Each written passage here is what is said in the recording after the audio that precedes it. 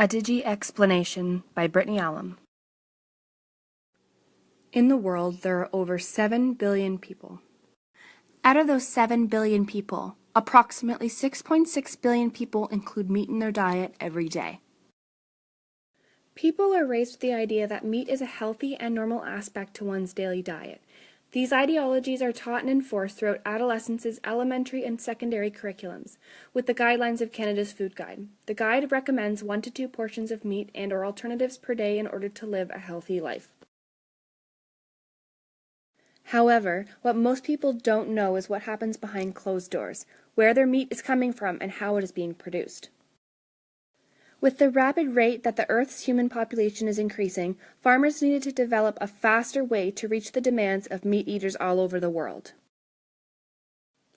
Their solution? Factory farming. Factory farming is known as a production approach towards farm animals in order to maximize production output while minimizing production costs. Or, in other words, a cheap and unethical way to create profit on meat. This process includes things such as genetically modifying the animals, stuffing animals into cages smaller than their own full-grown body size, torturing them while they are still alive, and unethical mass murders of these innocent animals. Unfortunately, these industrial meat producers fulfill the demands for consumers for cheap food.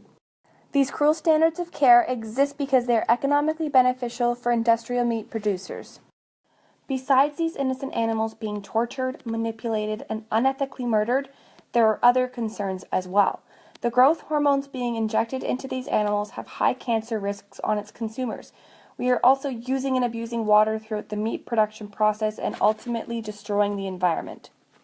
The 3 most common hormones added to farm animals are trenbolone, zeranol, and melangestrol. These man-made chemical hormones have links to some very serious side effects on people. Some of these side effects are reproductive problems, developmental issues with children, and certain types of cancer.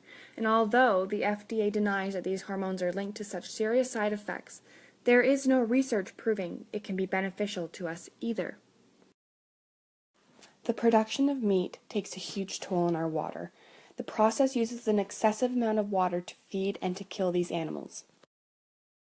Now, to put that into perspective for you, over 96 billion farm animals were killed in the year 2015.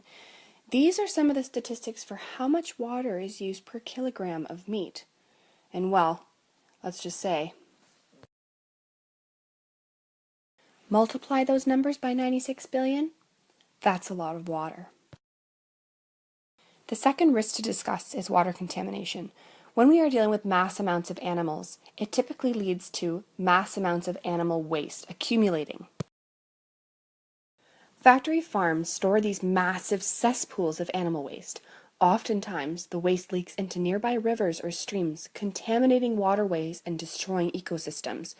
Also, sometimes it leaks into our drinking water, which can lead to drug-resilient bacteria, making people very sick.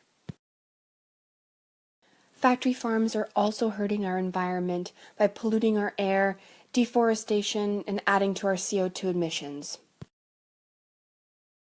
Number 1. Air pollution.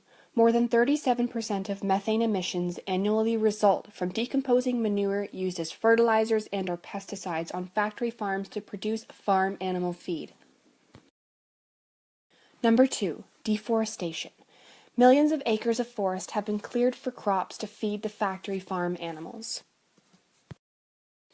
And now number 3, CO2 emissions.